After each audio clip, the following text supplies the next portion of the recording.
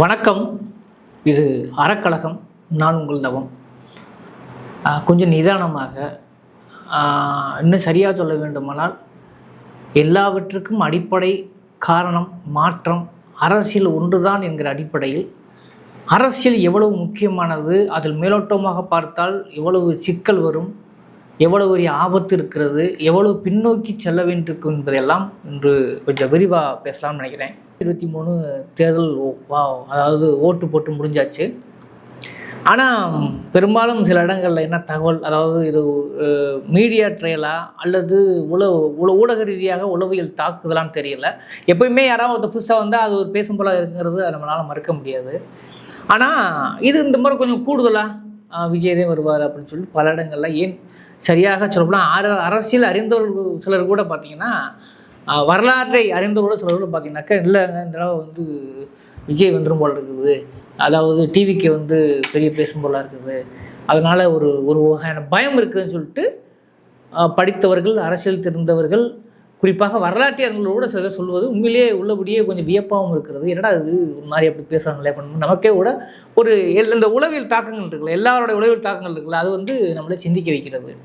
ஆனால் இது எவ்வளோ பெரிய அபத்தம் அப்படிங்கிறத நிச்சயமாக நாம் பேசித்தான் ஆக வேண்டும். ஏன்னா அரசியலில் யார் வேண்டுமானாலும் வரலாம், அதில் நடிகர் இப்படி சொல்லிட்டு அதில் இனம் பிரிக்க முடியாது. யார் வேண்டுமானாலும் ஜனநாயகத்தில் அந்த உரிமை எல்லோருக்கும் வழங்கப்பட்டிருக்கும்போது யாருக்கு மாற்றுக்கிறது இல்லை. ஆனால் அதுக்கான தகுதியோடு வருகிறாரான்னு சொல்லிட்டு நம்ம கொஞ்சம் அனலைஸ் பண்ணி பார்க்க வேண்டியிருக்கிறது. அவருடைய அரசியல் சுத்தத்தை நம்ம என்ன சொல்லப்போனால் லென்ஸ் வச்சு பார்க்க வேண்டியதான் இருக்கிறது. அப்படித்தான் நம்ம விஜயை பல இடங்களை விமர்சிக்கிறோம். மேலோட்டமாக வேண்டாம், யார் வேண்டாம் வரலான்னு சொல்லி ஆதரிக்கிறோம். ஆனால் இங்கே என்ன நடக்குது அப்படின்னு பார்த்தோம்னா, கடந்த கால வரலாறு இப்படி இருக்கிறது. இவருக்கு அரசியல்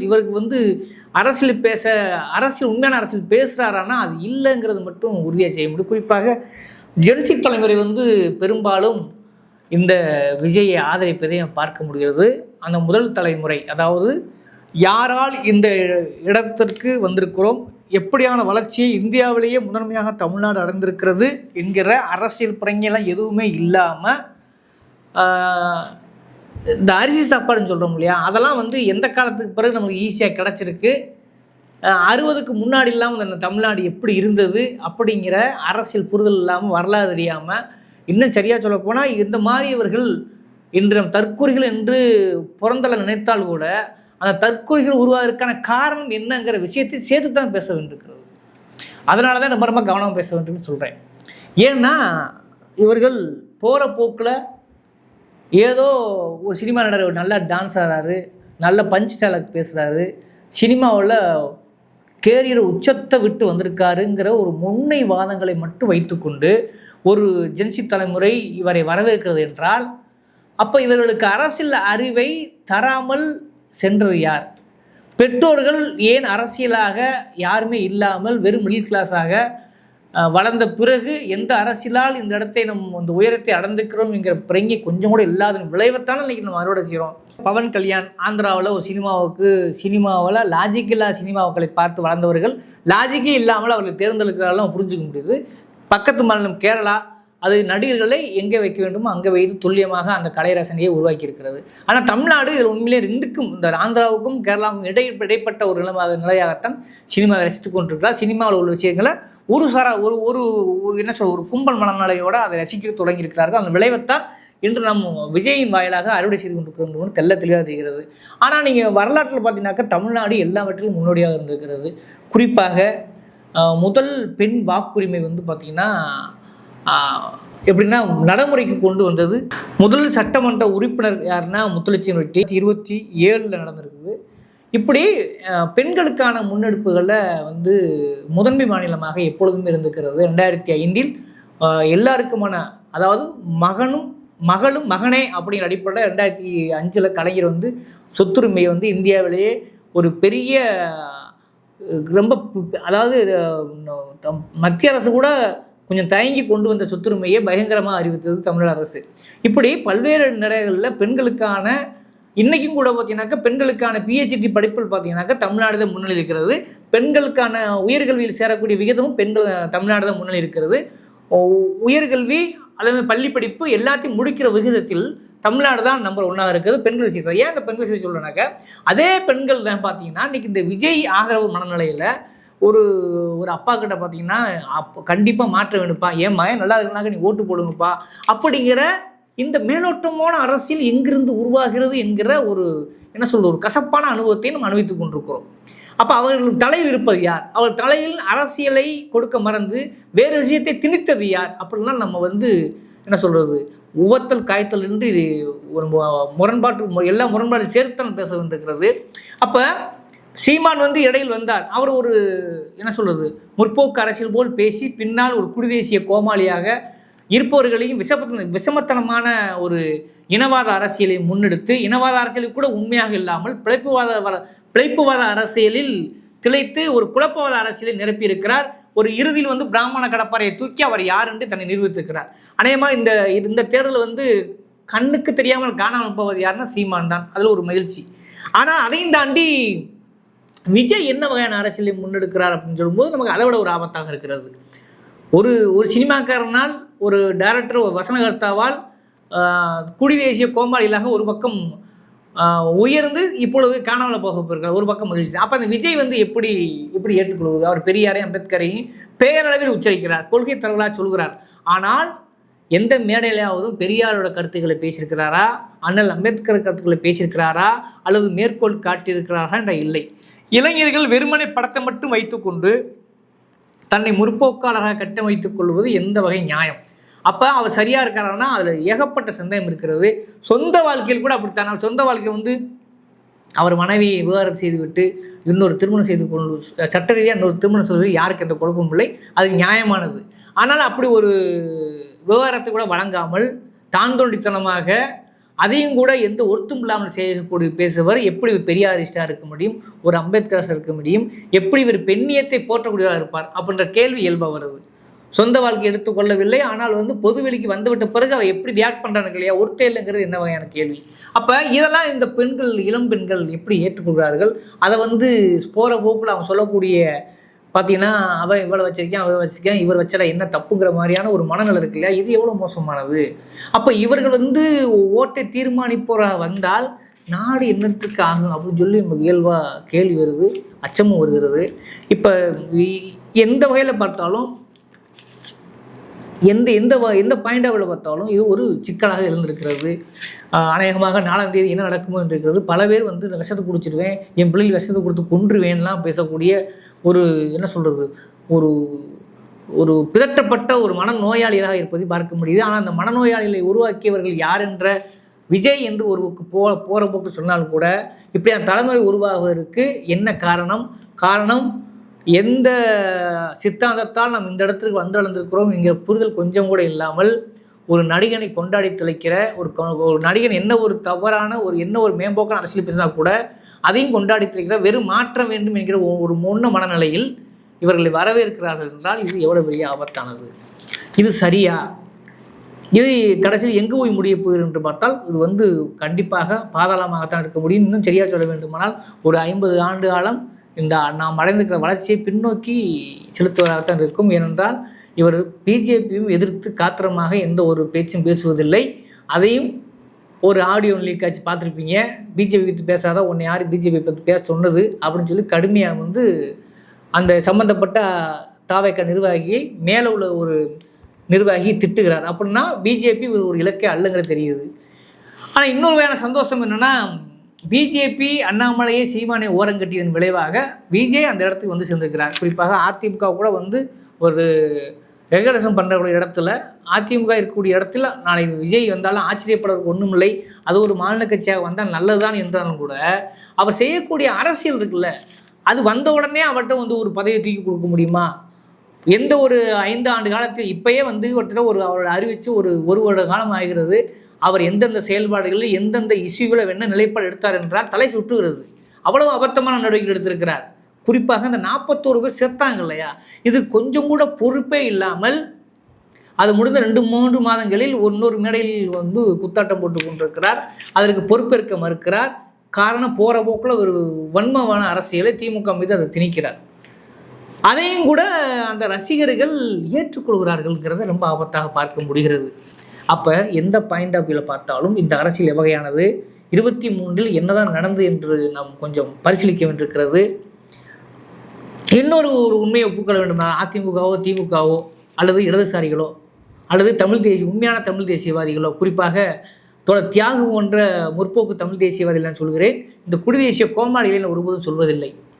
இந்த தமிழ் தேசியவாதிகள் எல்லாருமே கூட பார்த்தீங்கன்னாக்கா ஒழுங்காக சமூக களத்தில் வேலை செய்யாதன் விளைவைத்தான் இன்று நாம் இவர்களை தற்குறிகளாக அறுவடை செய்திருக்கிறோமோ என்கிற பயம் இயல்பாக இருக்கிறது. இதுக்கு திமுக அதிமுக எல்லா கட்சியும் பொறுப்பேற்க வேண்டும். ஏனென்றால் கல்வி நிலையங்கள், உயர்கல்வி, குறிப்பாக கல்லூரிகளில் மாணவர் அமைப்புகளை நம்ம தகர்த்து விட்டோம். அரசியல் பேசுவதையே நம்ம அகற்றி விட்டோம். அதன் விளைவைத்தான் இன்றைக்கி நம்ம தற்கூறிகளாக அறுவடை செய்து கொண்டிருக்கிறோம். அப்போ இதுக்கு ஏதோ ஒரு வகையில் காரணம் திமுகவும் காரணமாக இருக்கிறது, அதிமுகவும் காரணமாக இருக்கிறது, இடதுசாரி அமைப்புகளும் காரணமாக இருக்கிறது. அப்போ நீங்கள் எங்கே தவற விட்டீங்க? தலைமுறை இடைவெளி எப்படி உருவானது அப்படின்னு நம்ம சிந்திக்க வேண்டிய காலகட்டத்துக்கு வந்திருக்கிறோம். ஆக இது விஜய் மட்டுமே இப்படியான தற்கூறிகள் உருவாகிறதற்கு அல்லது வர்த்தக்கூறிகள் உருவாவதற்கு காரணம் என்றால் அவர் மட்டுமல்ல, குறிப்பாக பெற்றோர்கள் பிள்ளைகளிடம் அரசியல் உரையாடுவதை தவிர்த்திருக்கிறீர்கள். அதனால்தான் உங்கள் நிழல் கூட உங்கள் குழந்தைகள் மீது படியவில்லை. மாறாக அவர்கள் உங்கள் மூளையை எட்டி உதைத்து கொண்டிருக்கிறார்கள். எந்த நிலையால் இந்த பிற்படுத்தப்பட்ட ஒடுக்கப்பட்ட சமூகங்கள்லாம் ஒரு இடஒதுக்கீட்டு சாதனையால் நம்ம இந்த இடத்துக்கு முன்னேறி இருக்கிறோம். குறிப்பாக மிடில் கிளாஸாக வளர்ந்துருக்கிறோம். இந்தியாவிலேயே தமிழ்நாடு இந்த அளவுக்கு முன்னேறிப்பதற்கு காரணமே பார்த்தீங்கன்னாக்க இந்த சோசியல் ஜஸ்டிஸ், அதாவது சமூக நீதி தான் அப்படிங்கிறத குழந்தைகளுக்கு நம்ம எங்கேயோ ஏதோ ஒரு இடத்தில் சொல்ல மறந்திருக்கிறோம். குழந்தைகளிடத்தில் அரசியல் உரையாடை மறுத்திருக்கிறோம். அதன் விளைவைத்தான் இன்று நாம் அறிவித்துக் கொண்டிருக்கிறோம். அந்த பிள்ளைகள் நம்மளுக்கு விஷம் வைக்கும் அளவிற்கு வளர்ந்திருக்கிறார்கள். இது யாருடைய குறை? பெற்றோர்களையே அரசியல் அறியாமை தானே. அப்போ சமூகத்திற்கும் வாழ்க்கைக்கும் அரசியல் ரொம்ப மிக மிக அடிப்படை என்பதை குழந்தைகளிடம் உரையாட மறுத்ததின் விளைவைத்தான் இன்று நாம் அறுவடை செய்து கொண்டிருக்கிறோம். அப்போ ஏதோ ஒரு வகையில் திமுகவும் இந்த சம்பவத்துக்கு இப்படி தற்கூறிகளாக வளர்ந்து இருப்பதற்கு பொறுப்பேற்க வேண்டும். அதிமுகவும் பொறுப்பேற்க வேண்டும். திராவிட இயக்கங்கள் பொறுப்பேற்க வேண்டும். இடதுசாரி கட்சிகள் பொறுப்பெடுக்க வேண்டும். இடதுசாரி இயக்கங்களும் பொறுப்பெடுக்க வேண்டும். அப்போ கிரவுண்டில் இறங்கி குறிப்பாக அடுத்த தலைமுறைக்கு, ஜென்சி தலைமுறைக்கு நாம் அரசியல் பாடம் எடுக்க வேண்டிய கட்டாயம் இருக்கிறோம். கோவப்படுவதை விட அவர்களை ஆட்டுப்படுத்த வேண்டிய இடத்தில் அவர்களை ஆகச்சிறந்தவர்களாக அரசியல்வாதிகளாக உருவாக்குவதற்கான காரணத்தை நாம் கண்டறிந்து அவர்களை நெருங்க வேண்டிய காலகட்டம் இருக்கிறது. ஆனால் அதை தாண்டி விட்டோமோ, அந்த எல்லை கடந்து விட்டோமோ அப்படிங்கிற ஒரு குழப்பமான மனநிலையும் உருவாகத்தான் செய்கிறது. ஆனாலும் கூட தமிழ்நாடு ஒட்டு மொத்தத்தில் பார்க்கும் பொழுது வரலாற்றிலும் சரி நிகழ்காலத்திலும் சரி அது இந்தியாவுக்கே பாடம் எடுக்கும் வல்லமையை பெற்றிருக்கிறது. பகுத்தறிவு பாதையை வழிகாட்டிருக்கிறது. சமூக நீதி கொள்கையை வழிகாட்டிருக்கிறது. இந்தியாவிலேயே 69% ஒதுக்கீடை தக்க வைத்திருக்கிறது.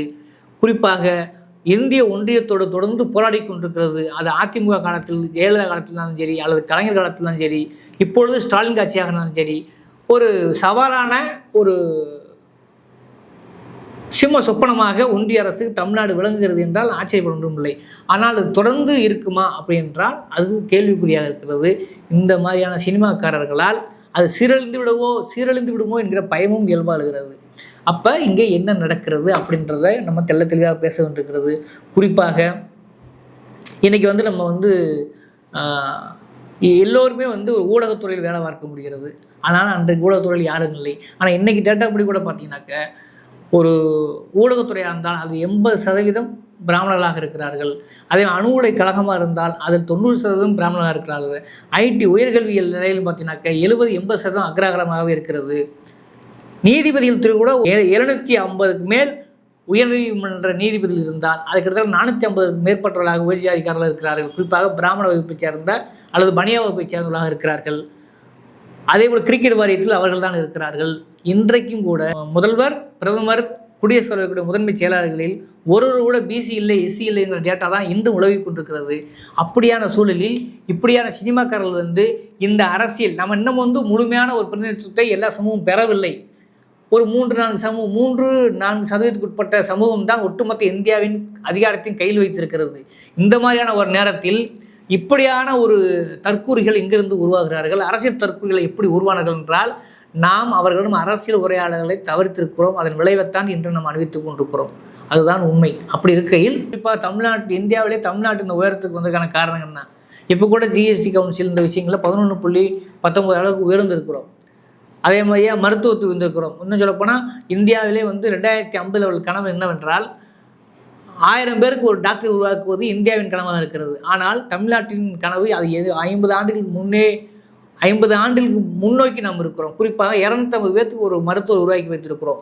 இது முழுக்க முழுக்க சமூக நீதி கொள்கையால், திராவிட இயக்க செயல்பாட்டு கொள்கைகளால், இரு திராவிட கட்சிகளாலும் அடைந்திருக்கிற உச்சபட்ச அருமை இது, உண்மை இது. அப்போ இந்த டேட்டாவெல்லாம் ஏன் இந்த ஜெர்சி தலைமுறைக்கு தெரியலை அப்படிங்கிறத நம்ம திரும்ப திரும்ப பேச வேண்டியிருக்கிறது. அவர்களும் அரசியல் உரையாடலை நிறுத்த வேண்டிய கட்டாய காலகட்டம் உருவாகிருக்கிறது. அப்போ எப்படி எந்த ஒரு அரசியல் புரிதல் இல்லாமல் ஒரு வசனம் பேசக்கூடியவனை, அப்போ விஷுவல் மீடியம் எவ்வளவு தூரத்துக்கு பவர்ஃபுல்லாக இருக்குங்கிறத புரிஞ்சுக்க வேண்டியிருக்கிறது. இந்த சோசியல் மீடியாவை ஏன் இடதுசாரிகளும் திராவிட கட்சிகளும் ஒழுங்காக பயன்படுத்தி அவர்கள் தலையில் உண்மையான அரசியலை புகுத்த மறுத்திருக்கிறது? அரசியல் வழிகாட்டுதலாக ஏன் திராவிட இயக்கம் இடதுசாரி கட்சிகளும் இல்லாமல் போயிருக்கலாம்ங்கிற அந்த போதாமையை நம்ம சேர்த்துத்தான் பேச வேண்டியிருக்கிறது. ஆக இது எப்படி பார்த்தாலும் இது ஒரு ஆபத்தான அரசியல். பிள்ளைகளிடமே நாம் பகையாளியாக நிற்க வேண்டிய ஒரு நெருக்கடியான சூழலில் இருக்கிறோம். அந்த அளவுக்கு அரசியல் அறியாமை மேலோங்க அந்த பிள்ளைகள் பிதற்றி கொண்டிருக்கிறார்கள். அதுவும் மாற்ற வேண்டும் முன்னையாக எந்த ஒரு அரசியல் புரிதலும் இல்லாமல், வருகிறவனுக்கு என்ன தகுதி இருக்கு என்று கூட தெரியாமல் ஒரு முரட்டு பக்த மனோபாவத்தோடு அவர்களை ஆதரிக்கிறார்கள் என்றால் இது எப்படி சகித்து கொள்வது? ஆக நாம் ஒன்றை தெளிவாக புரிந்து வைத்திருக்க வேண்டியிருக்கிறது. நாளில், அதாவது வருகிற மே 4 உண்மையாக ரிசல்ட்டு தமிழ்நாடு ஒருபோதும் மோசம் போய் விடாது. நிச்சயமாக அது ஒன்றிய அரசுக்கு எதிரான ஒரு ரிசல்ட்டாகத்தான் இருக்கும். ஆனால் இந்த சினிமாக்காரனின் விளைவை ஒருபோதும் நாம் அனுமதித்திட முடியாது.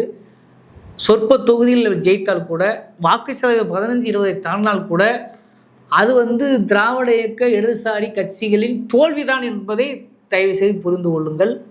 அந்த வெற்றியை முழுமையாக வெற்றி கொண்டாட முடியாது. அடுத்து வரக்கூடிய அரசியல் தற்கொலையில் உருவாக்கக்கூடிய விஜய் போன்றவர்களும் கவனமாக இருக்க வேண்டியிருக்கிறது. விஜய் யார் என்று நாம் இனங்காட்ட வேண்டியிருக்கிறது. அல்லது விஜயாவது உண்மையான சோசியல் ஜஸ்டிஸ், அதாவது சமூக நீதி பாதையில் உண்மையான அரசியல்வாதியாக வார்த்தெடுக்க வேண்டிய கட்டாய கடமை நம்மளிடம் இருக்கிறது. ஒருபோதும் தேசிய கட்சிகளுக்கு இடமில்லை என்பதை திரும்ப உறுதி செய்ய வேண்டியிருக்கிறது. அந்த இடத்தில் அதிமுக இருந்தாலும் சரி, அல்லது விஜய் இன்னொரு மாற்று சக்தியாக உண்மையிலேயே பெரியாரிய அம்பேத்கர் கொள்கையை பயன்படுத்துவதாக ஃபாலோ பண்ணுகிறவருடைய இளைஞர்களும் அதை உரையாடக்கூடிய ஒரு அரசியலை எடுத்தாருன்னா அது நம்மளுக்கு ஒன்றும் பிரச்சனை இல்லை, குழப்பம் இல்லை. ஒரு நடிகர் தாண்டி நம்ம அவரை வரவேற்கிறோம். ஆனால் இதுவரை நடந்த சம்பவங்களை அவரை எப்படி காட்டிருக்கிறது என்றால், ஒரு சைக்கோவாக லைட்டை ஆஃப் பண்ணி தன்னை காட்டக்கூடிய அந்த மனநிலையை எப்படி சொல்வது, செல்ஃபி எடுத்துக்கொண்டு அவரை உசுப்பத்தை எப்படி செலுத்திக் கொள்வது, பணம் இருந்தால் கூட பணத்தை தூக்கி என் வீட்டுக்கு கொண்டாந்து அந்த இழப்பீட்டை வாங்கிக் கொள்ளுன்னு சொல்வதற்குள்ள எப்படி எடுத்துக்கொள்வது, சொந்த மனைவியை கூட இது ஒருத்தல்னு சொல்லக்கூடிய அந்த மனோபாவத்தை ரசிக்கக்கூடிய பல லட்சம் மனோபாவங்களை எப்படி உருவாக்கினார். இப்படி அடுக்கடுக்காக யோசிக்கும்போது இவர் ஒரு அரசியல் சைக்கோவாக இருக்கிறார். இந்த அரசியல் சைக்கோ பல நம்ம குடும்பங்கள்லேயே ஜென்சி தலைமுறைகளை மோசமான ஒரு தற்கூறிகளாக, மனநோயாளிகளாக, அரசியல் அறிவற்றவர்களாக ஆக்கி வைத்திருக்கிறார்கள். அவர்கள் ஒரு கும்பல் மனநிலையில் வெளிநாட்டிலிருந்து கும்பலாக அங்கேருந்து கும்பலாக இங்கேருந்து கும்பலாக நான் டிவிக்கு போட்டிருக்கேன்னு சொல்கிறத எப்படி எடுத்துக்கொள்வது? இது சரியா? இது எங்கே போய் நிற்கும் அப்படின்னு பார்த்தா அபாயகரமான ஒரு பாதையை நோக்கி தமிழ்நாடு செல்கிறதோ என்கிற அச்சம் இயல்பாகிறது. ஆக வருகிற மே 4 ரொம்ப அதிர்ச்சியான செய்தி வர வாய்ப்பில்லை. தமிழ்நாடு எல்லாவற்றும் முன்னோடியாக இருக்கிறது.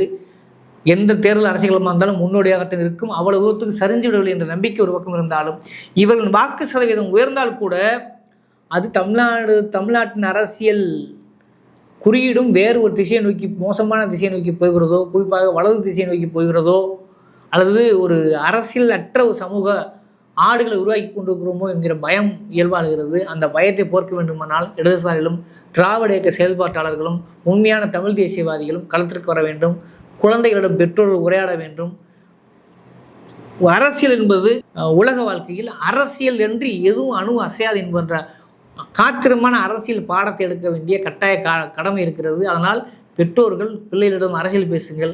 அப்பொழுதுதான் அவர்கள் நமக்கு விஷம் வைக்காமல் தப்பிக்க ஒரு வாய்ப்பு இருக்கிறது என்கிற அளவுக்கு இந்த 2026 தேர்தல் நம்மளை வந்து ஒரு சின்ன அச்ச உணர்வுக்கும் ஒரு குழப்ப நிலைக்கும் நம்முடைய அரசியல் போதாக்கரை மறுபடியும் நிவர்த்தி செய்யும் அளவிற்கும் குழந்தைகளை பாதுகாக்கும் பொருட்டு பொறுப்போடு நடந்து அவர்களை மீட்கும் பொருட்டும் நமக்கு கூடுதல் பொறுப்பு வந்திருக்கிறது. தயவுசெய்து குழந்தைகளிடம் அரசியல் பேசுங்கள், குழந்தைகளிடம் உண்மையான அரசியலை பேசுங்கள். அப்படி பெற்றோர்களுக்கு அரசியல் அறிவு இல்லையா, திரும்ப மீட்டெடுங்கள். நம்ம எந்த நிலையில் எந்த ஒரு மருத்துவராக, ஒரு இன்ஜினியராக, ஒரு கல்வி கற்றவராக, எல்லோருக்கும் கல்வி எப்படி வந்தது, இடுப்பில் இருந்த துண்டு எப்படி தோளுக்கு போனது, தோல்சிலை போராட்டின் வரலாறு என்ன, எப்படி நம் மார்பை காப்பாற்ற மானப்போர் நிகழ்ந்திருக்கிறது, இப்படியான பல்வேறு விஷயங்களை தெரிந்து கொண்டால் மட்டும்தான் நம்மளுக்கு அந்த அரசியல் இருந்தால் தான் குழந்தைகளை குறை சொல்ல முடியும். அதனால் குழந்தைகளை குறை சொல்ல முடியாத காலத்தை தள்ளப்பட்டுக்கிறோமோ பெற்றோர்களும் என்றுதான் என்ன தோன்றுகிறது. தயவுசெய்து புரிந்து கொண்டு பெற்றோர்கள் பிள்ளைகளிடம் உறவாடுங்கள், அரசியல் உரையாடுங்கள். அப்பொழுதுதான் தற்கூறிகள் என்று நம்ம புறந்தள்ளிவிட்டு போக முடியாது. நம்ம பிள்ளைகள் பூராமே தற்கூறிகள் என்று புறந்தள்ளிவிட்டு போக முடியாது. அப்போ அவர்களிடம் அறத்தை பேச வேண்டும், அரசியலை பேச வேண்டும், அரசியல் வரலாற்றை பேச வேண்டும். எதனால் இன்று நம்ம மிடில் கிளாஸாக உயர்ந்து நிற்கிறோம், இந்தியாவிற்கு பாடம் எடுக்கும் வல்லமை தமிழ்நாடு எப்படி பெற்றிருந்தது என்கிற உண்மையான வளர்ச்சி போக்கு அரசியல் அவர்கள் பேச வேண்டியிருக்கிறது. இப்படி அரசியல் ஒரு பக்கம் தீப்பிடித்து கொடுக்குற காலத்தில் பார்த்தீங்கன்னாக்கா அந்த ரிசல்ட் மே 4ஆம் தேதி பார்த்தீங்கன்னாக்கா விஜய் ஆஸ்திரேலியா போகிறார் அப்படிங்கிற செய்தி வந்திருக்கிறது. அப்போ இவரோட மனநிலை என்ன, அதாவது ஒரு தேர்தலுடைய ரிசல்ட் ஒரு நாள் வர இருக்கிறது. அந்த தேர்தலோட சொந்த நாட்டில் அந்த ஏதோ ஒரு வகையில் அவர் பிரச்சாரம் பண்ணியிருக்காரு. அந்த ரிசல்ட்டை பார்க்குறதுக்கு சொந்த நாட்டு கூட இருக்க விரும்பாத ஒரு அரசியல்வாதி நடிகனா அவன் எப்படி புரிஞ்சுக்கிறது, அவனுடைய சில்வர் ஸ்பூன் அந்த தன்மை எப்படி நம்ம ஏற்றுக்க முடியும், அது கூடவா இளைஞர்கள் சிந்திக்க மறுக்கிறார்கள் என்பது தான் நம்ம வேதனைக்குரிய விஷயமா இருக்குது. மே 4ஆம் தேதி வெளிநாட்டில் இருப்பவர் வெளிநாட்டில் இருந்து விடுவாரா, அல்லது முதல்வராக தான் அவர் நினைத்தவர் வேண்டும் என்று இங்கு உள்ள குறிப்பாக தற்கொலை அரசியல் மூழ்கி போன இந்த ஜென்சி தலைமுறை அவர்கள் வரவேற்க காத்திருக்குமா என்பது தெரியவில்லை. இதெல்லாம் ஒரு வகையிலும் நல்ல ஒரு அறிகுறி அல்ல. மே 4இல் என் ரிசல்ட் வருவது என்பதை விட நாம் எப்படியான அரசியல்வாதியை உருவாக்கப் போகிறோம், எப்படியான ஜென்சி தலைமுறைகள் உருவாக்கப் போகிறோம் என்ற கேள்வியை முன்னாடிக்கிறது. ஆஸ்திரேலியாவில் செல்லக்கூடிய அவர் முக்கியமான சம்பவங்களில் பொருட்டு என்ன ரியாக்ட் பண்ணியிருக்காருன்னா இது வரைக்கும் ஒன்றுமே கிடையாது. குறிப்பாக திருப்பூர் விவகாரத்தில் அவர் என்ன பதில் சொல்லியிருக்காருன்னு உருப்படியான ஒரு பதில் கிடையாது. சிறுபான்மைக்கு ஆதரவான நிலைப்பாடு ஒரு உதவி எடுக்கவில்லை. அதே மாதிரியா TLMDS விஷயத்தில் கூட அவர் கராராக நின்று ஒரு போராட்டத்தையோ எதுவும் முன்னெடுக்கவில்லை. இப்படி சம்பவ ரீதியாக ஒரு முக்கியமான காலகட்டத்தில் விஜய் மேலோட்டமான பதில் செய்திருக்கிறார். அதையும் தாண்டி டெல்லிக்கு தமிழ்நாட்டுக்கு என்ன பிரச்சனை, ஒன்றுமே இல்லைங்கிற துறையில் பேசுகிறார். திமுக மட்டுமே எதிரியாக முன்னிறுத்துவது அபத்தமான அரசியல். முதல்ல இன்றைக்கி தமிழ்நாடு அரசு இந்த அளவுக்கு உயர்ந்திருக்கிறது, தமிழ்நாட்டு வளர்ச்சி இருக்கிறது என்றால் அதற்கு காரணம் தொடர்ந்து ஒன்றிய அரசோடு அது அதிமுகவாக இருந்தாலும் திமுகவாக இருந்தாலும் தொடர்ந்து போராடி வந்திருக்கிறது. அதன் விளைவாகத்தான் தமிழ்நாடு அரசுக்கு ஒரு வளர்ச்சி இட்டுகின்ற அறிவுகூட இல்லாமல் விஜய் பேசுவது ஆபத்தானது. அன்றும் ரிசல்ட் அன்னைக்கு நான் ஆஸ்திரேலியாவில் இருப்பேன், இங்கே இருக்க வேண்டிய அவசியம் இல்லைங்கிற ஒரு தெனாவட்டு திமிரு, அந்த சைக்கோத்தனம் எங்கிருந்து வருகிறது, இந்த அரசு சைக்கோத்தனம் தமிழ்நாட்டுக்கு நல்லதா என்கிற கேள்விகளும் இருக்கிறது. இது குறித்து இன்னும் தொடர்ந்து பேச வேண்டியிருக்கிறது. ஏனென்றால் பிள்ளைகளிடம் திரும்ப சொல்ல வேண்டியது ஒன்றே தான், பிள்ளைகளிடம் தொடர்ந்து அரசியல் பேச வேண்டியிருக்கிறது. இல்லை என்றால் அவர்கள் அரசியல் அனாதையாக மட்டும் அல்ல, அவர்கள் முழு தற்கொலைகளாக மாறி எந்த அரசியல் நிலைப்பாட்டால் இந்த உயரத்துக்கு வந்துடும் என்ற அறிவுமின்றி நாளைக்கு மறுபடியும் பின்னோக்கி செல்வதற்கான அத்தனை வாய்ப்புகள் இருக்கிறது. அந்த ஆபத்திலிருந்து பெற்றோர்களாகிய நாம் பிள்ளைகளை காப்பாற்ற வேண்டிய கடமை இருப்பதால் தயவு செய்து தற்கொலை என்று அவர்கள் குழந்தை விட்டு ஓடிவிடாமல் அவர்களுக்கு அரசியல் பாடம் கொஞ்சம் கொஞ்சமாக எடுக்க வேண்டிய கட்டாயத்தில் இன்று இருக்கிறோம் என்பது மட்டும்தான் இந்த 23 ஓட்டுப்பதிவு பேசக்கூடிய இந்த டிவிக்கு போட்டேன் அப்படின்ற விவகாரம் எல்லாமே நமக்கு உணர்த்துகிறது. பொறுப்பையும் தட்டி கழிக்கக்கூடாது என்பதை என்ற உணர்வையும் இந்த நேரத்தில் அடைய வேண்டியிருக்கிறது. தயவு செய்து குழந்தைகளிடம் அரசியல் பேசுங்கள், குழந்தைகளிடம் உண்மையான அரசியலை பேசுங்கள். அப்படி பெற்றோர்களுக்கு அரசியல் அறிவு இல்லையா, திரும்ப மீட்டெடுங்கள். நம்ம எந்த நிலையில் எந்த ஒரு மருத்துவராக, ஒரு இன்ஜினியராக, ஒரு கல்வி கற்றவராக, எல்லோருக்கும் கல்வி எப்படி வந்தது, இடுப்பில் இருந்த துண்டு எப்படி தோளுக்கு போனது, தோல்சிலை போராட்டின் வரலாறு என்ன, எப்படி நம் மார்பை காப்பாற்ற மானப்போர் நிகழ்ந்திருக்கிறது, இப்படியான பல்வேறு விஷயங்களை தெரிந்து கொண்டால் மட்டும்தான் நம்மளுக்கு அந்த அரசியல் இருந்தால் தான் குழந்தைகளை குறை சொல்ல முடியும். அதனால் குழந்தைகளை குறை சொல்ல முடியாத காலத்தை தள்ளப்பட்டுக்கிறோமோ பெற்றோர்களும் என்றுதான் என்ன தோன்றுகிறது. தயவுசெய்து புரிந்து கொண்டு பெற்றோர்கள் பிள்ளைகளிடம் உறவாடுங்கள், அரசியல் உரையாடுங்கள். அப்பொழுதுதான் தற்கூறிகள் என்று நம்ம புறந்தள்ளிவிட்டு போக முடியாது. நம்ம பிள்ளைகள் பூராமே தற்கூறிகள் என்று புறந்தள்ளிவிட்டு போக முடியாது. அப்போ அவர்களிடம் அறத்தை பேச வேண்டும், அரசியலை பேச வேண்டும், அரசியல் வரலாற்றை பேச வேண்டும். எதனால் இன்று நம்ம மிடில் கிளாஸாக உயர்ந்து நிற்கிறோம், இந்தியாவிற்கு பாடம் எடுக்கும் வல்லமை தமிழ்நாடு எப்படி பெற்றிருந்தது என்கிற உண்மையான வளர்ச்சி போக்கு அரசியல் அவர்கள் பேச வேண்டியிருக்கிறது. இல்லை என்றால் அதாவது அவர்கள் தற்கொலை ஆவது என்பது நமது இரத்த நாளங்களில் உறைந்திருந்த நமக்கு பிறந்த குழந்தைதான் தற்கொலை ஆவதை நாம் ஏற்றுக்கொள்ள முடியுமா? அதனால் ரொம்ப பொறுப்பு மிகுந்த அரசியலை எடுத்துக்கொள்ள வேண்டிய காலகட்டம் இருக்கிறது.